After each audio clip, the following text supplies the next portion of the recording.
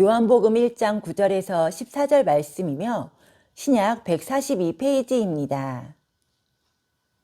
참 빛 곧 세상에 와서 각 사람에게 비추는 빛이 있었나니 그가 세상에 계셨으며 세상은 그로 말미암아 지은 바 되었으되 세상이 그를 알지 못하였고 자기 땅에 오매 자기 백성이 영접하지 아니하였으나 영접하는 자 곧 그 이름을 믿는 자들에게는 하나님의 자녀가 되는 권세를 주셨으니 이는 혈통으로나 육정으로나 사람의 뜻으로 나지 아니하고 오직 하나님께로부터 난 자들이니라.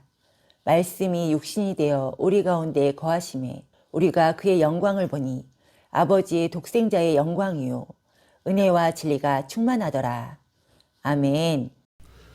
이런 코로나의 불편함뿐만 아니라 여전히 이 지구도상에는 질병과 사건과 사고와 고통과 가난과 질병과 또 전쟁과 테러와 또 기타 여러 가지 어려움 가운데 있는 것이 사실입니다.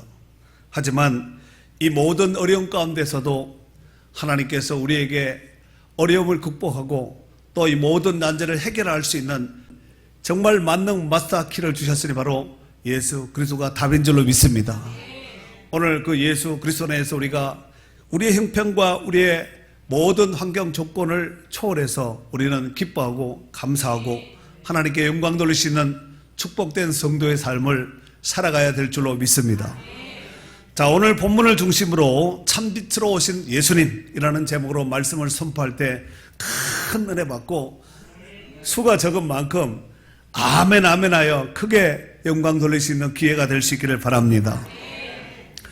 여러분도 잘 아시다시피 요한복음은 예수님의 제자인 사도 요한에 의해서 기록되었습니다.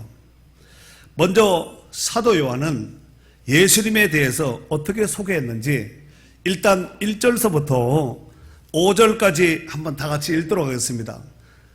요한복음 1장 1절서 5절에 있는 말씀까지인데 다 같이 천천히 읽도록 하겠습니다. 태초에 시작. 태초에 말씀이 계시니라.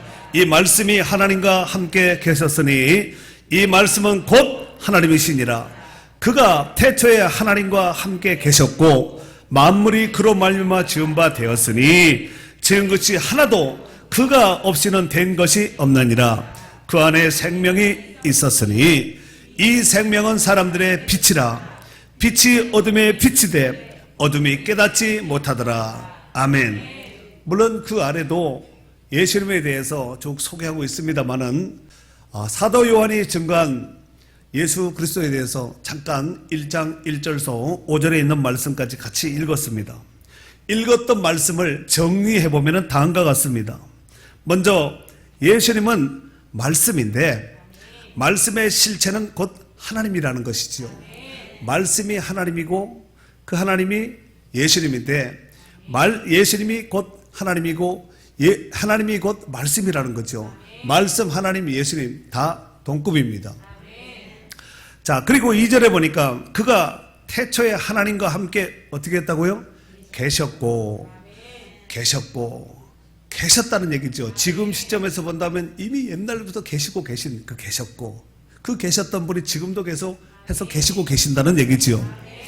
또 3절에 보니까 만물이 그로 말미암아 지은 바 되었으니, 그러니까 천하 모든 만물이 예수님으로 인해서 그라는 것은 바로 예수님을 지칭하는 단어인데 그가 태초에 하나님과 함께 계셨을 뿐만 아니라 그가 만물을 지었다는 거예요.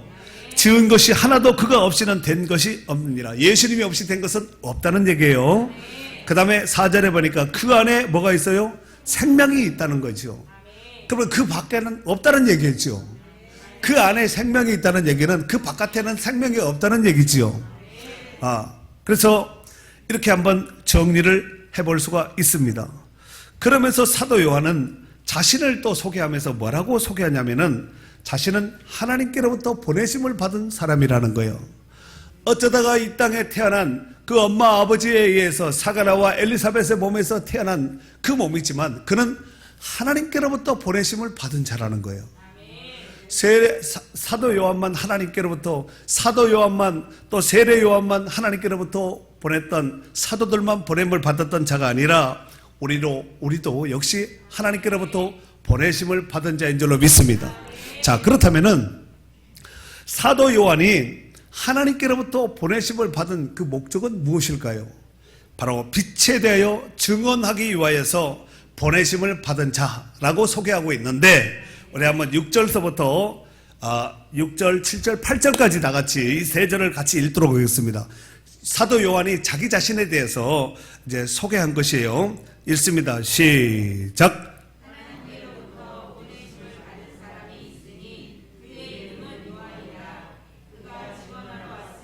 빛에 대하여 증언하고 모든 사람이 자기로 말미암아 믿게 하려 함이라. 그는 이 빛이 아니요 이 빛에 대하여 증언하러 온 자라.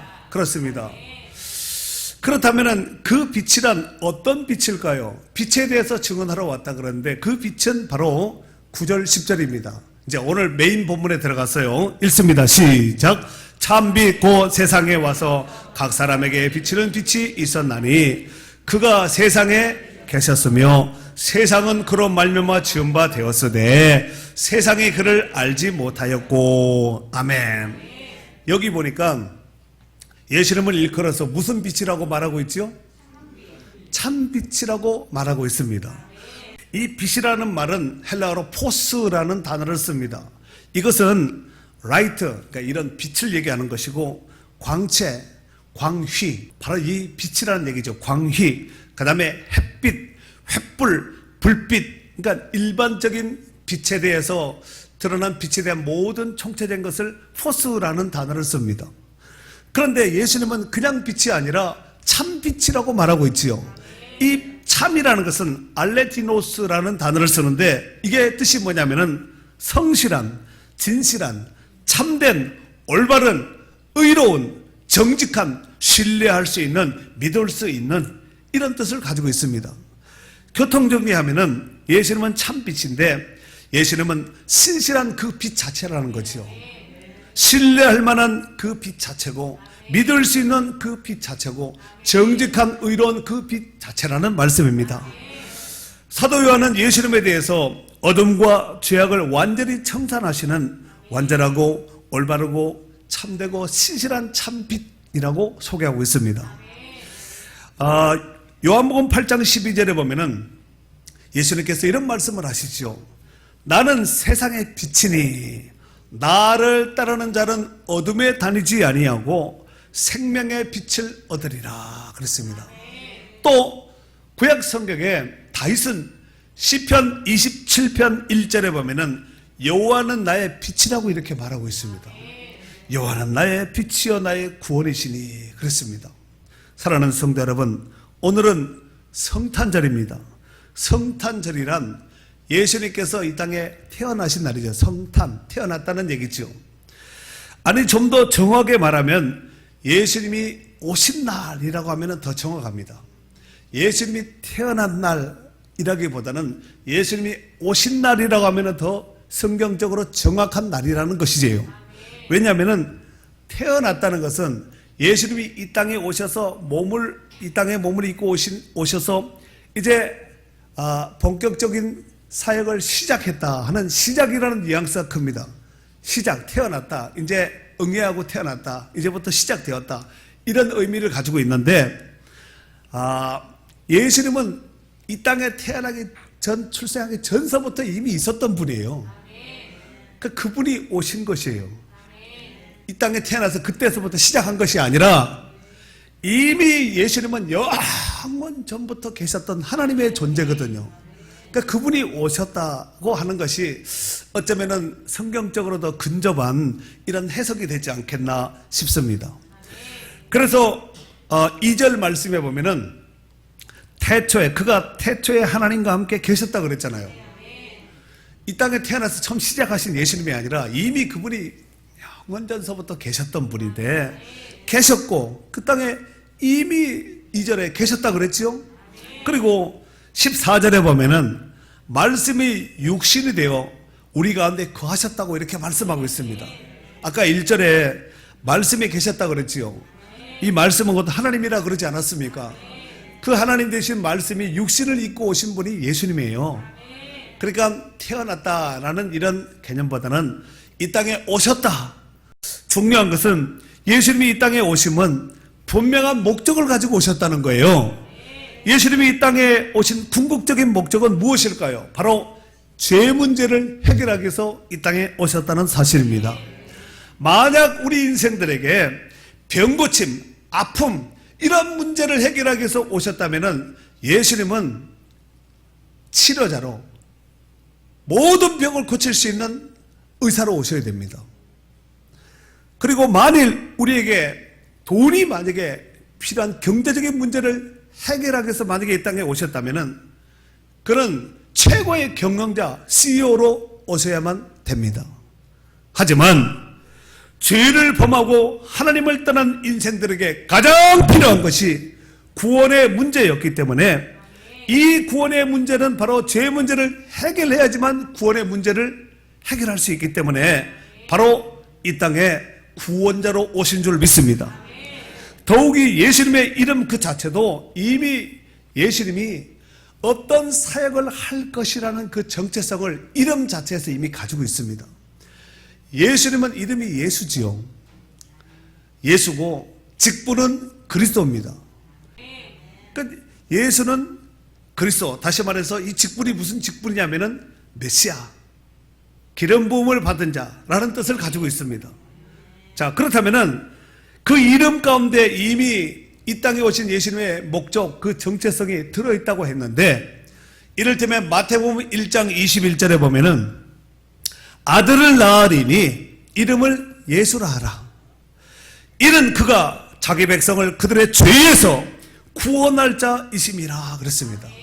예수라는 그 이름 자체가 구원자라는 뜻입니다. 자기 백성, 여러분 모든 백성이 아니지요. 성경에 보니까 모든 백성이 아닙니다. 자기 백성이라고 이렇게 말씀하고 있습니다. 자기 백성을 그들의 죄에서 구원할 자이심이라 라고 말씀하고 있습니다. 사랑하는 성도 여러분, 여러분도 잘 아시다시피 에덴 동산의 인류 최초의 인간이었던 사람이었던 이 아담과 하와가 하나님께서 금단시한 선악과를 따먹음으로 말미암아 하나님 앞에 범죄하고 죄를 범하게 되었고, 그들이 지은 죄로 인해서 그들은 더 이상 에덴 동산에 머물지 못하고 에덴 동산에서 추방당했습니다. 이 에덴이라는 그 뜻은 기쁨이라는 뜻이거든요. 에덴 동산에서 추방당했다는 그 자체가 이미 기쁨 없는 인생, 기쁨을 빼앗기고 기쁨을 잃었다라고 이렇게 표현할 수 있습니다. 그 후 아담과 하와 이래로 보통 출생법으로 태어난 모든 사람들은 다 죄인입니다. 그 죄인들은 하나님의 심판을 받아서 멸망받을 수밖에 없다는 사실입니다. 그로 인해서 이 땅의 인간들이 이 문제를 해결하고자 철학도 만들고 과학도 만들고, 그렇지요, 도덕적 성결도 나름대로 깨끗하게 성결하게 살아보지만 이 죄 문제를 해결할 수 없고 도리어 하나님의 심판 중에 멸망으로 달려갈 수밖에 없었다는 사실입니다. 더욱이 안타까운 것은 이런 모습은 그때뿐만 아니라 지금도 여전히 마찬가지라는 사실입니다. 즉 하나님을 떠난 모든 인생들은 자신들도 모르는 사이에 멸망으로 그냥 끊임없이 나락으로, 심판으로, 지옥으로 달려가고 있다는 것입니다. 그런데 사람들은 그것도 모르고 그냥 열심히 사는 거예요. 열심히. 참으로 답답하고 안타까운 일이 아닐 수가 없습니다. 결국 멸망으로 달려갈 수밖에 없는 이 인생들의 죄 문제를 해결하기 위해서 하나님께서 사용하신 특단의 방법이 바로 독생자를 보내시는 방법이었습니다. 그래서 여러분 잘 아시는 바와 같이 요한복음 3장 16절 잘 아시지요? 한번 해봐요. 시작. 하나님이 세상을 이처럼 사랑하사 독생자를 주셨으니 이는 그를 믿는 자마다 멸망하지 않고 영생을 얻게 하려 하심이라 그랬습니다. 여러분, 그렇다면 하나님은 왜 이 방법을, 독생자를 보내어서 그 아들을 죽이기까지 하면서 이 죄 문제를 그렇게 하나님이 처리를 하셨을까요? 로마서 8장 3절에 보면은 율법이 육신으로 말미암아 연약하여 할 수 없는 그것을 하나님은 하시나니 곧 죄로 말미암아 자기 아들을 죄 있는 육신의 모양으로 보내어 육신의 죄를 정하사 그랬습니다. 사람이 육신의 문제를 이 율법 아래 갇혀있는, 죄 아래 갇혀있는 이 인생들이 이 문제를 해결할 수 없으니까 곧 죄로 말미암아 죄 때문에 자기 아들을 죄 있는 육신의 모양으로 보냈다는 거예요. 그래서 육신의 죄 문제를 담당케 하셨다는 사실입니다. 그렇다면 왜 하나님께서 독생자를 보내는데 왜 하필이면 육신으로 이렇게 보내셨을까요? 히브리서 9장 22절에 보면은 피 흘림이 없은즉 사함이 없느니라 그랬습니다. 예수님이 오시기 전인 저는 구약시대라 그랬죠. 이 구약시대에는 죄 문제를 해결하기 위해서 어떻게 했냐면은 소, 양, 비둘기, 염소 이거밖에 안 되면 짐승은 딱 4가지입니다. 소, 양, 비둘기, 염소 기타 다른 것은 안 됩니다.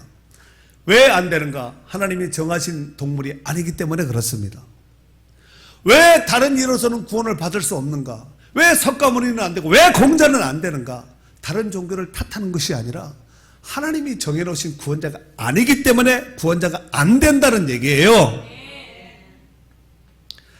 구약시대에 소, 양, 비둘기, 염소를 잡아서 죽여서 피를 흘려서 하나님 앞에 제물로 드렸습니다.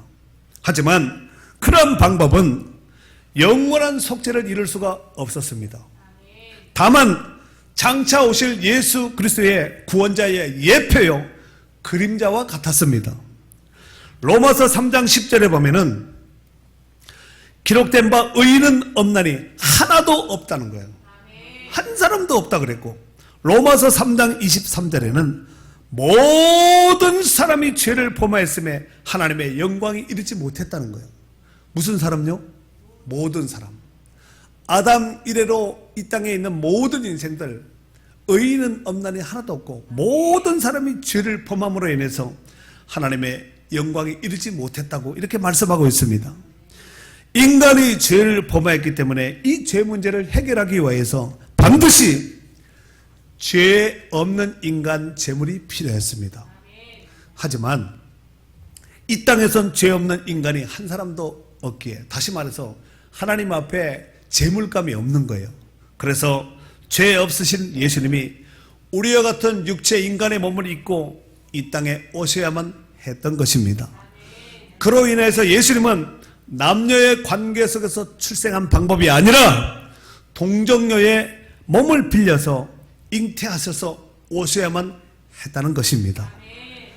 아까 하나님이 세상을 이처럼 사랑하사 독생자를 주셨다 그랬죠. 왜 주셨을까? 이는 그를 믿는 자마다 멸망하지 않고 영생을 얻게 하려 하심이라 그랬습니다.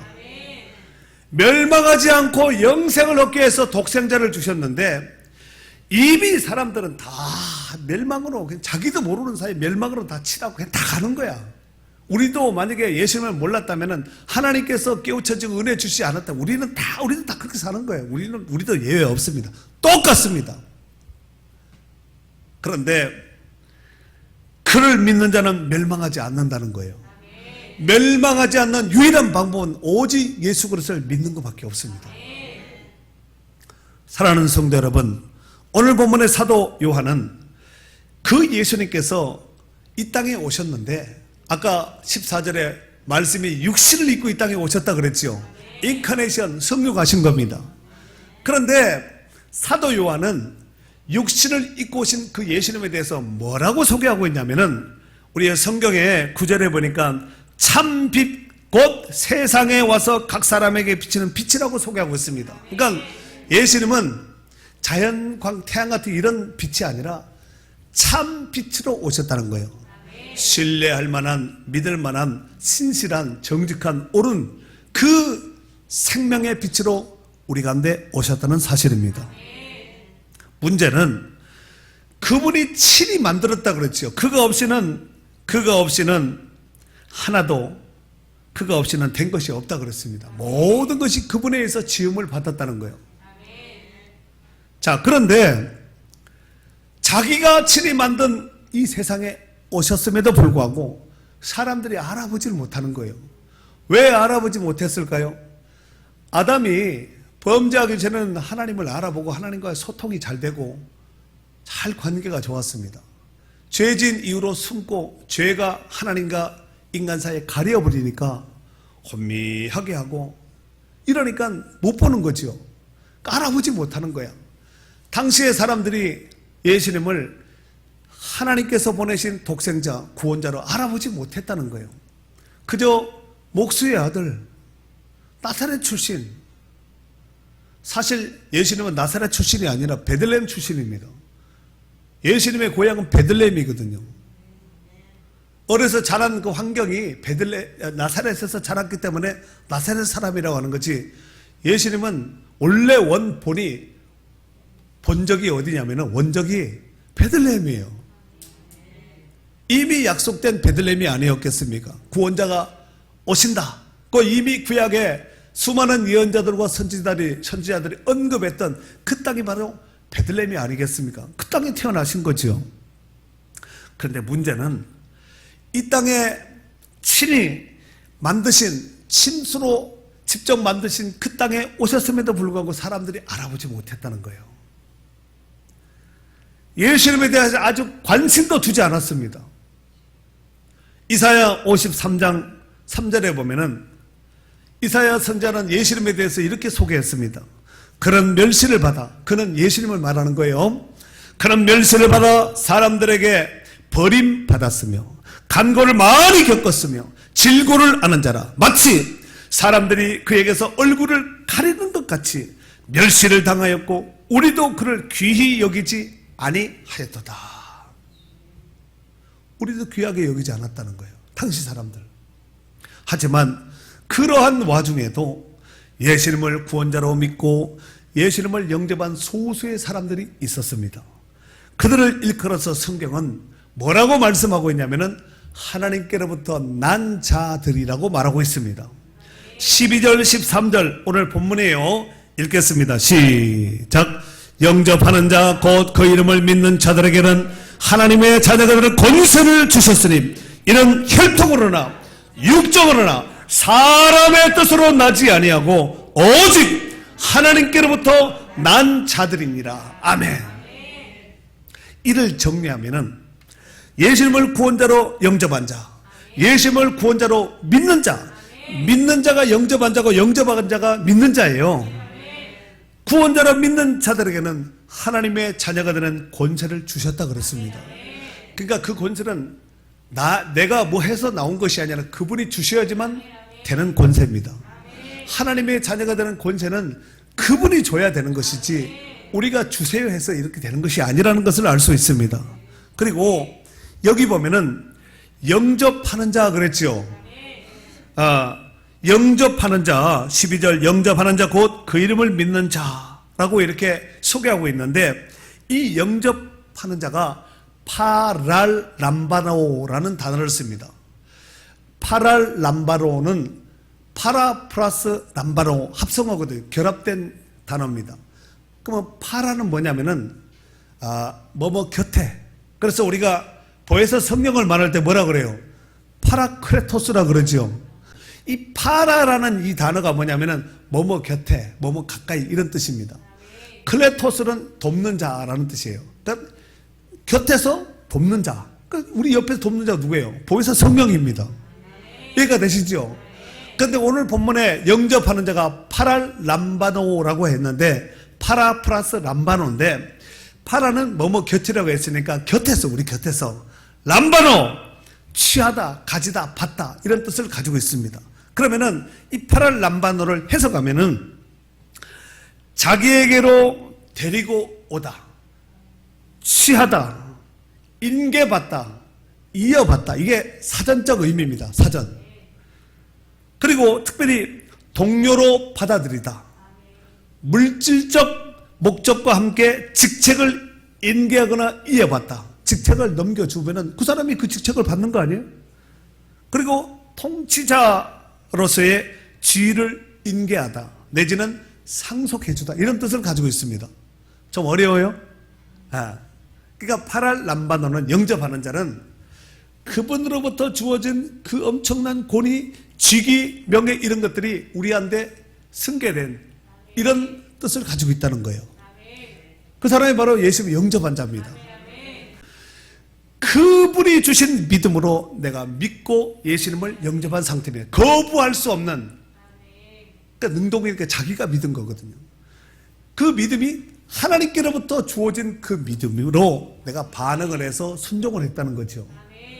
그래서 예수님을 영접하고 예수님을 믿었다라는 거예요. 내가 믿어서 예수 믿었지가 아니라 그분이 주신 믿음으로 내가 순종하고, 능동이니까 능동이니까 내가 이렇게 반응을 보였다는 얘기잖아요.